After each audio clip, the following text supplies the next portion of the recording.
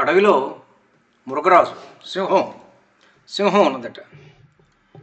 నేను సింహాన్ని, నేను మృగరాజుని, నన్ను చూసి అందరూ భయపడతారు, అన్ని జంతువులు భయపడతారు. చూద్దాం, నేను వేటాడకుండా నాకు ఆకలేస్తుందంటే ఏదైనా జంతువు వచ్చి నా నోట్లో పడుతుందేమో చూద్దాం అని చెప్పి కూర్చున్నదట. కూర్చొని అట్లనే తన గుహలో పడుకున్నది. ఎన్నాళ్ళు పడుకున్నా ఏ జంతువు రాలే. నహి సుప్తస్య సింహస్య ప్రవిశంతి ముఖే మృగా అంటాడు భర్తృహరి.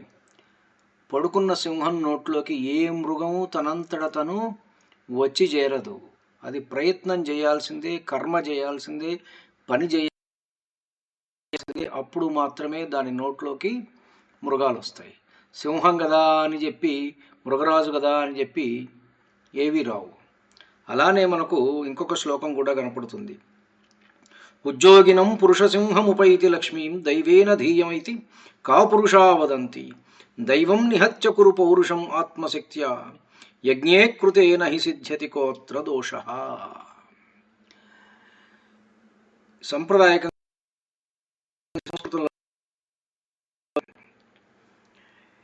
ఎవరైతే బాగా దృఢంగా ఉండి కష్టపడి పనిచేయగలరో వారి వద్దకు మాత్రమే లక్ష్మి వస్తుంది.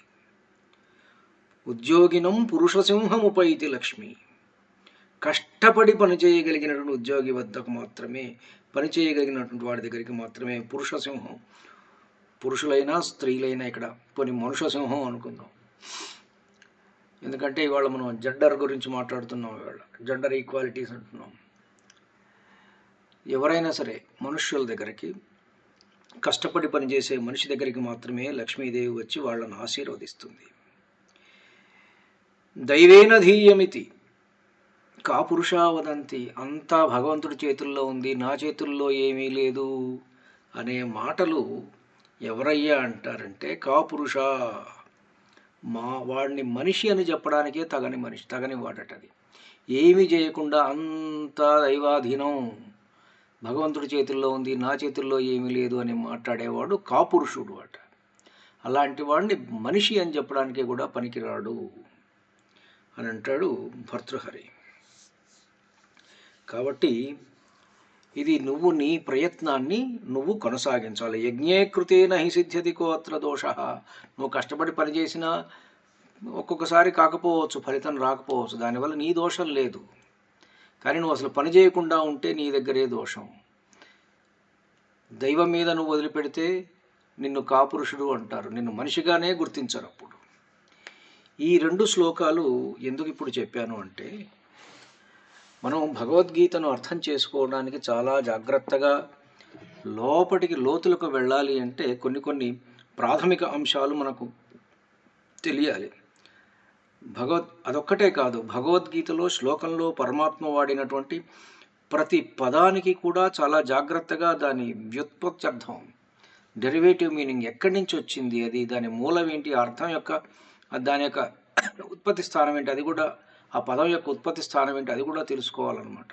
ఇట్లా తెలుసుకొని జాగ్రత్తగా అర్థం చేసుకోవడానికి ప్రయత్నం చేస్తేనే భగవద్గీత మనకు అర్థమవుతుంది. ఈ శ్లోకాల్లో, రాబోయే శ్లోకాల్లో యజ్ఞము అనే పదం కూడా భగవానుడు వాడతారు. యజ్ఞము అంటే దేవతా పూజనము, రెండవది అర్పించటము, త్యాగము చేయటము, ఇతరుల కోసం ఇవ్వటము. ఈ మూడు కలిసే యజ్ఞం. ఈ మూడు కలిసి ఇది యజ్ఞం యొక్క సంపూర్ణమైన భావన అవుతుంది. దేవతల కోసం, లోకహితం కోసం స్వార్థత్యాగంతో చేయబడే కర్మ. స్వార్థం అనేటువంటిది ఉండకూడదు. నా కోసం నేను చేస్తున్నాను. ఇప్పుడు చాలామంది భగవంతుడికి మేము విరాళాలు ఇస్తున్నాం, దేవుడికి విరాళాలు ఇస్తున్నాం, దానం చేస్తున్నాం అని మనకు పేపర్లో వస్తుంది. పైగా దానం చేసేది కొంత వాళ్ళ ఇచ్చినటువంటి బిల్డింగ్ మీదనో, దేని మీదనో, లేకపోతే వాళ్ళు ఏసీల మీదనో, కూలర్ల మీదనో, లేకపోతే వాటర్ ప్యూరిఫైయర్స్ మీదనో వాళ్ళ పేర్లు ఇంత అక్షరాలతో రాస్తున్నారు. అంటే ఫలానా వాడు ఇచ్చాడు అని చెప్పి ప్రతిరోజు చూసినవాడు అనుకోవాలి. అంటే అక్కడ వాడు ఇచ్చిన దానివల్ల ఫలితం ఏముంది? ఫలత్యాగం చేయట్లేదుగా వాడు. కాబట్టి దానివల్ల అట్లా ఇచ్చేసేసి ఆ పేర్లు రాయించుకోవటం వల్ల భగవంతుడికి దానం ఇచ్చినట్టే, అది సమర్పణ చేసినట్లు కాదు. అయినా అసలు భగవంతుడికి నువ్వు దానం చేయడానికి నువ్వెవడివి? అఖిలాండ కోటి బ్రహ్మాండ నాయకుడికి, ప్రపంచాలను సృష్టించిన వాడికి, నీకు సంపద ఇచ్చిన వాడికి నువ్వేమిస్తావు? ఆ సంపద ఇచ్చిందే నీకు భగవంతుడు కదా. భగవంతుడి ఇది గిల్లి నువ్వు మళ్ళీ భగవంతుడికి ఏం పెడతావు? కాబట్టి భగవంతుడికి దానం చేశాను, విరాళాలు ఇచ్చాను, ఈ పిచ్చి మాటలు ఇవన్నీ సమర్పణాభావం. పూర్తిగా మనల్ని మనం సమర్పించుకోవాలి. అది ఆ భావనతోటి ఎప్పుడూ పనిచేయాలి, ఏ పని అయినా సరే. కాబట్టి ఈ యజ్ఞము అనే పదానికి అర్థం ఏమిటంటే దేవతల కోసం, లోకహితం కోసం స్వార్థత్యాగంతో చేయబడేటువంటి కర్మ యజ్ఞం. యజ్ఞం అంటే కేవలం హోమం, అగ్నిలో ఆహుతులు ఇదొక్కటే అర్థం కాదు. స్వార్థాన్ని త్యజించి చేసే పని, సమాజానికి ఉపయోగపడే కర్తవ్యాచరణ, ఫలాపేక్ష లేకుండా చేసే కర్మ. కాబట్టి కర్మను యజ్ఞభావంతో చేయాలి అని చెప్పి భగవానుడు పదే పదే పదే పదే పదే చెప్పాడు భగవద్గీతలో. ఇప్పుడు వచ్చేటువంటి శ్లోకాలలో మనకు నియతం కురు కర్మత్వం కర్మజ్యాయో హ్యకర్మణః శరీరయాత్రాపి చ తేన ప్రసిద్ధ్యేద్ అకర్మణః.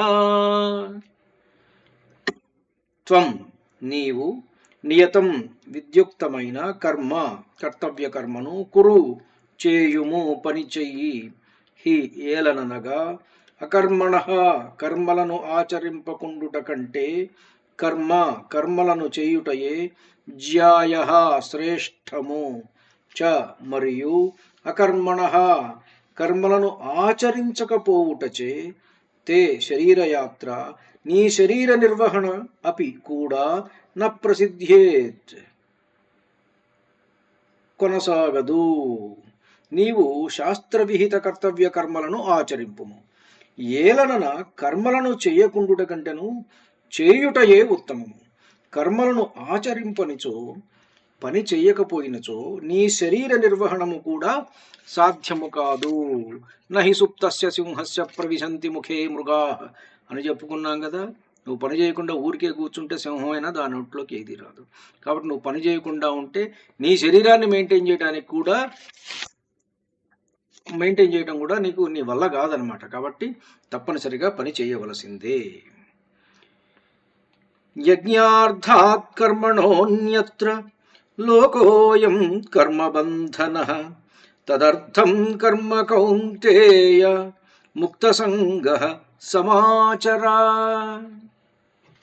కౌంతేయ, ఓ కుంతీనందన, ఓ అర్జున, యజ్ఞార్థాత్ యజ్ఞార్థము చేయబడు, కర్మణః కర్మలుగాక, అన్యత్ర ఇతర కర్మలలో నిమగ్నులగుట వలన, అంటే ఫలాపేక్షరహితమైనటువంటి కర్మలు కాకుండా ఫలాన్ని ఆశించి చేసేటువంటి ఇతర కర్మలలో అవటం వలన, అయం లోక ఈ లోకము, మనుష్య సముదాయం, ఈ లోకం అంతా కూడా కర్మబంధన కర్మబంధములలో చిక్కుకుంటుంది. ఫలాపేక్షతో చేస్తే కర్మబంధనంలో చిక్కుకుంటావు. ముక్త సంగ, చూడండి ఎంత బ్యూటిఫుల్ వర్డ్స్. ముక్త సంగ, సంగ అంటే ఆసక్తి, ముక్త అంటే లేనటువంటిది, ముక్తి పొందినటువంటిది, రహితుడు. ముక్త సంగ ఆసక్తి రహితుడవై, ఆసక్తి లేకుండా, మనం మొదటి నుంచి చెప్తున్నాం దేని మీద ఆసక్తి ఉండకూడదు, కేవలం పని చేయటమే. ముక్త సంగ తదర్థం యజ్ఞార్థము కర్మ కర్తవ్య కర్మను సమాచర చక్కగా ఆచరింపుము. ఓ అర్జున, యజ్ఞార్థము చేయబడు కర్మలలో గాక ఇతర కర్మల యందు నిమగ్నులగుట వలన మనుష్యులు కర్మబంధములలో చిక్కుపడుదురు. కనుక నీవు ఆసక్తిరహితుడవై యజ్ఞార్థమే కర్తవ్య కర్మలను చక్కగా ఆచరింపుము. ఇది ఈ రోజున మనం 8, 9 శ్లోకాలను మనం ముచ్చటించుకున్నాం. ధన్యుణ్ణి. భగవద్గీతలోని కర్మయోగంలో 3వ అధ్యాయంలో 8, 9 శ్లోకాలను మనం ముచ్చటించుకున్నాం. ధన్యుణ్ణి. నమస్కారం. మీ ఊటుకూరు జానకి రామారావు.